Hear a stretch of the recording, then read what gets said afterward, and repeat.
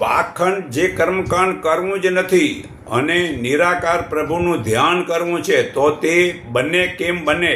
જેને બ્રહ્મજ્ઞાન નથી તેવા અજ્ઞાની જ જળ પથ્થરની મૂર્તિ, છબી, પાઠ પુસ્તકને જ નમે છે. તે નમવાથી કોઈ પણ લાભ થતો નથી, છતાં અંધશ્રદ્ધામાં તેવું કર્મને છોડતા જ નથી. તો માતા પિતા અને ગુરુ કોણ છે તે જાણો. જુઓ, માતા પિતા અને ગુરુ કોણ છે? ગુરુ તે પરમાત્માની મૂર્તિ છે, પિતા તે પ્રજાપતિની મૂર્તિ છે, માતા ધરતીની મૂર્તિ છે અને પોતાના ભાઈઓ પોતાના આત્માની મૂર્તિ છે. રામ તો આમ તો તેઓ સર્વે દેવતા રૂપ છે, તેથી તેનું અપમાન ક્યારે ન કરવું. માતા પિતાનો બદલો વાળવો મુશ્કેલ છે. માતા પિતા જે સંતાનોને જન્મ આપી અને પાળી પોષીને દુઃખ સહન કરે છે, તેનો સેંકડો વર્ષે પણ બદલો સંતાનો વાળી શકતા નથી. તો માતા પિતા અને ગુરુને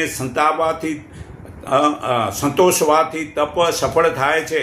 એ ત્રણેયને સંતોષ પામે તો જ તપનું ફળ મળે છે. એ ત્રણેયની સેવા એ જ શ્રેષ્ઠ તપ કહો કે ધર્મ છે.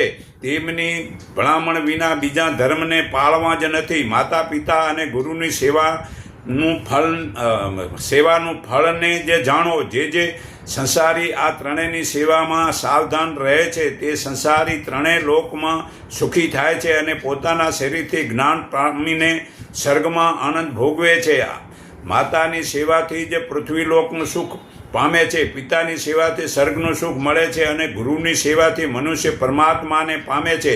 તેમની સેવા વિના બધું જ વ્યર્થ છે. એ ત્રણેયની સેવાથી જ સર્વે ધર્મના સંસ્કાર પામે છે અને જે અજ્ઞાની તેનું જે માનતો જ નથી, જે મન ફાવે તે કર્મકાંડ કરે છે, તેનું ફળ મળતું જ નથી. તે ત્રણેય જીવતા હોય ત્યાં સુધી બીજું કાંઈ જ ધાર્મિક આચરણ સ્વતંત્ર રીતે તેમની આજ્ઞા વિના કરવું જ નથી. તેમને બધું જ જણાવવું, એમની સેવા એ જ પરમ ધર્મ છે. આ મનુસ્મૃતિ પાના નંબર 39-40 અને શ્લોક નંબર 226 થી 237 પુરાવો છે. તો ભાઈઓ, આપણે જે છે ખરેખર મતલબ કે માતા પિતાને જ મતલબ કે જે છે ને સેવા કરો અને એ જ સાચું. એના ચરણમાં 68 તીર્થ છે. એને મતલબ કે જીવતા હોય ત્યાં સુધી મતલબ કે બીજા કોઈ પણ ધર્મ કરવાનું નથી. આ ગીતા અધ્યાય 18 શ્લોક 66 પુરાવો છે.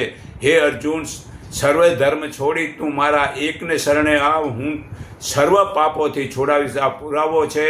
છતાં મતલબ કે જે છે ને જળ વસ્તુમાં જ સમય